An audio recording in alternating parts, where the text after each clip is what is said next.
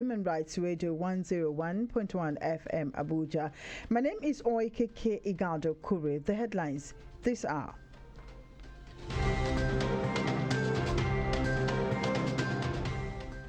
President Muhammadu Buhari returns to Abuja after his inauguration as AU anti-corruption champion. House of Representatives Committee rejects budget defense over suspicious contracts awards.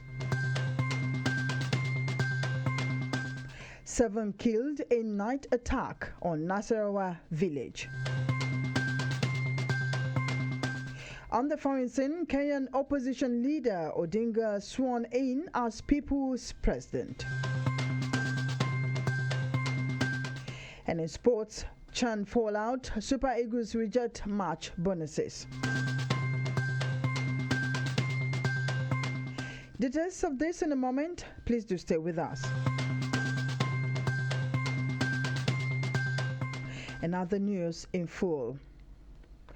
President Muhammadu Buhari on Tuesday returned to Abuja after a successful outing at the 30th African Union Summit in Addis Ababa, Ethiopia, where he was conferred as the anti-corruption champion. The theme of the 30th AU Summit was winning the fight against corruption, a sustainable path to Africa's transformation. President Buhari had on January 27 started his 4-day engagement in Addis Ababa when he joined 14 other members of the Peace and Security Council of the African Union. He's trying his best. It's so unfortunate that things are not working out for him. The international communities, they've seen that. That's why they gave him that title. If he wants to defend that title, all he needs to do, people that are truly corrupt, even in his own side, he should bring them out. So he should fish them out and be fair to everybody. We'll hail him. If they want to fight corruption, they will start within themselves. They are the people that are causing the problem. They are fighting corruption. But a good leader must show a good example. They are not fighting corruption. Within them, they are still corruption. So it's going around within them. They are the ones that are fighting corruption, and they are the ones that are causing corruption. If he really wants to show Africa that he is the champion of anti-corruption in Africa, then he should start from home by getting rid of corrupt people around him. We're crying because of the people around President Buhari that take decisions for President Buhari, because most of the issues at hand, President Buhari does not even have a clue that most people are suffering the way they are suffering. But if only the right people will be around him, they will take the information to him, but they don't take the information to him. So President Buhari should first and foremost tackle corruption from inside the presidential villa, and from there it will spread around the country. The Nasarawa State Police Command has confirmed the killing of 7 persons at Kadolko village in Keano local government area of the state. According to Kennedy Idrisu, spokesman of the command, the victims were killed by gunmen that invaded the village on Monday. He described the incident as saddening, noting that a special police team had been deployed to the area to forestall a recurrence. Kadolko village had come under severe attacks lately, with cattle rustlers killing 73 cows on Sunday. 2 herdsmen were reportedly missing after the rustlers' invasion. Reports say a lot of children in Nigeria, especially in the rural areas, have dropped out of school as a result of herdsmen-farmer clashes in Benue and other parts of the country. This is because the clashes have led to millions of families leaving their homes and communities to camps across the nation. Expressing concerns, some people told our correspondents that the future of Nigerian children is at stake and urged government to find a lasting solution to the threat. If we keep having recurrent of this kind of issues, we make our children who are going to school stay at home. In fact, where is the home to even stay if issues like this are happening? If herdsmen can come with cows and invade a community where children are going to school, we're talking about no job, no school fees for parents to pay for their children, no good infrastructure. What would they learn? What is the future for our children for tomorrow? We keep hearing we are the leaders of tomorrow. Where are the leaders? It's better we start grabbing that leadership now than waiting for tomorrow, because I don't think tomorrow tomorrow will ever come if we continue in this manner. Some of my uncle's children in Makurdi, they are nowhere to be found. Some of them are being located to the village. So let government do something about it. The whole situation is affecting so many things. It's affecting schools. Children are dropping out of schools. They have been taken to the villages where they are not supposed to be. Some even have lost their job. Some are dead. That is one of the negative effects of this herdsmen routing of 18. Many children, they are out of school. There's no way they can resume to school because of the crashes between herdsmen and farmers. So if government can help the children where they come to be schooling there before they settle and they will go back, we appreciate that. They are leaders of tomorrow, but even when they are out of school, there will be a lot of crimes. Nigerians have reacted to the move by the House of Representatives wanting a phased ban on the importation of fish into the country. The members had observed that unrestricted importation had turned Nigeria to a dumping ground for all manner of fishes, some of which were not good for human consumption. Those who spoke with us wondered why the agencies involved in checkmating goods coming into Nigeria have continued to allow food items that are not safe for consumption find their ways in.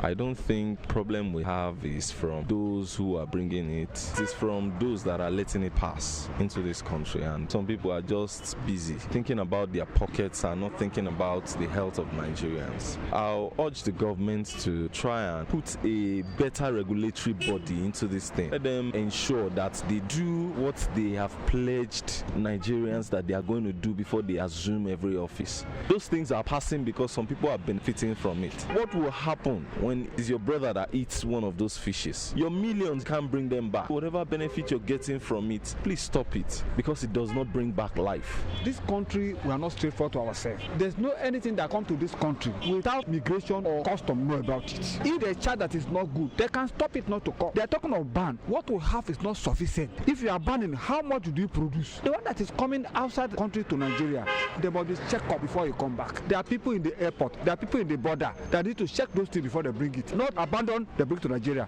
It's not fair. Customs should step up their game. Do more on orientation and the health implications. It should go a long way.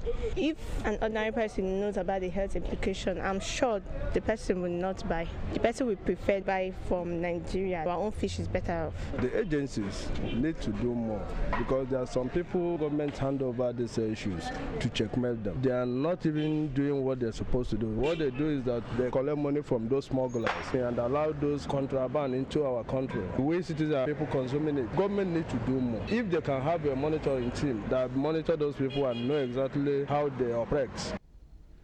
In an interview, Atta Joseph, spokesman of the Nigerian Customs Service, said the service is up and doing in its responsibilities.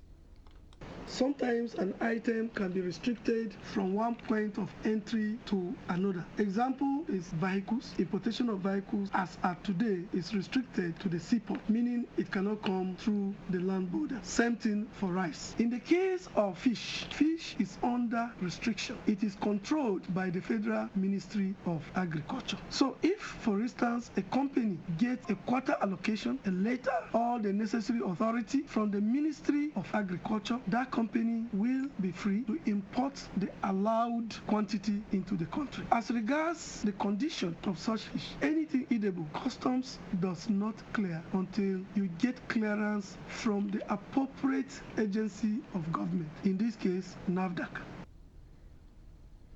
Despite laws and guidance that promote positive landlord-tenant relationships, some property owners in Nigeria still threaten and harass their tenants. A tenant, Ifeoma Okore, was on Brekete Family Radio program on Monday to seek for help and get justice over an alleged harassment and intimidation by her landlord. In this interview, she narrated to Human Rights Radio correspondents about how her life has been continually threatened. Last year, that was March ending, I traveled to Ghana and my rent always expired ending of April. Between that April that my rent expired and May, I called the wife of the landlord who is in charge of the property whenever you paid. I called her that I have some part payment of my rent, which is 150. From 400 she told me I should be paying, which I paid into the account. She confirmed it. Then 2 weeks later, I was calling her to pay the complete payment. They called me that landlord is in the house, breaking my door. He said I should pay the balance before he will leave the house. And the news I was gotten inside the house, my house was turned into a hotel. And because I can't leave the program I'm doing in Ghana to come back. So coming back this January 4th, only for me to find out that everything in my house have gone. They sold off all my property. What brought me here? Rekete family to help me because I don't have anywhere else. Since police rejected me, he's threatening my life. I don't know anything can happen because he's a very notorious man. The Brekete Family Project says it has commenced investigation into the allegation with a view to getting justice for Korea if the need arises. And from there we'll take a short break, but please do stay with us. We'll be right back.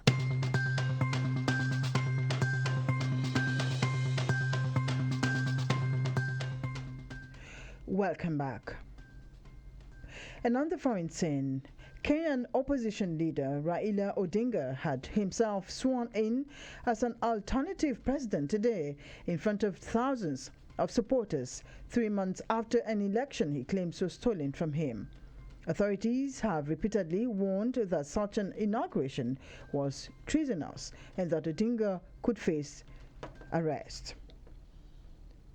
However, as the wording of the oath was different to that in the Constitution, some analysts say the consequences of this act of political theatre were unclear.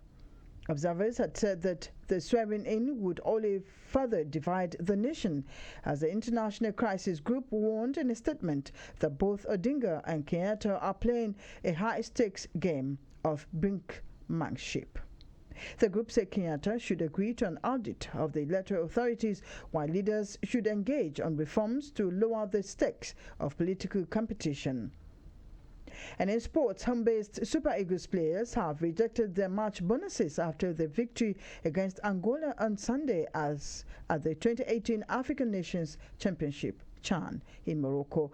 According to the media officer of the team, Toyin Ibitoye, the players said they wanted to focus on the semi-final clash with Sudan holding tomorrow. The players were supposed to get $2,000 each as winning bonuses, but instead asked the Nigerian Football Federation to halt the payment. Nigeria went a goal down to the South Africans but turned the tide to emerge 2-1 winners, sealing a place in the semi-finals. Anthony Okpotu and Gabriel Okechukwu scored for the Eagles in the 92nd and 109th minutes to cancel the losing team. And that's the news for this hour, but we'd like to remind you that President Muhammadu Buhari has returned to Abuja after the AU summit in Addis Ababa.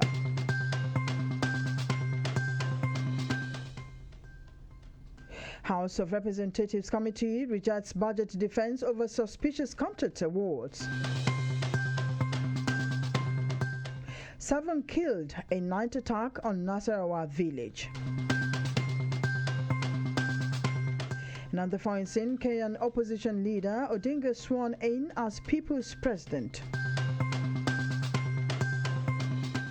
And in sports, CHAN fallout, Super Eagles reject March bonus.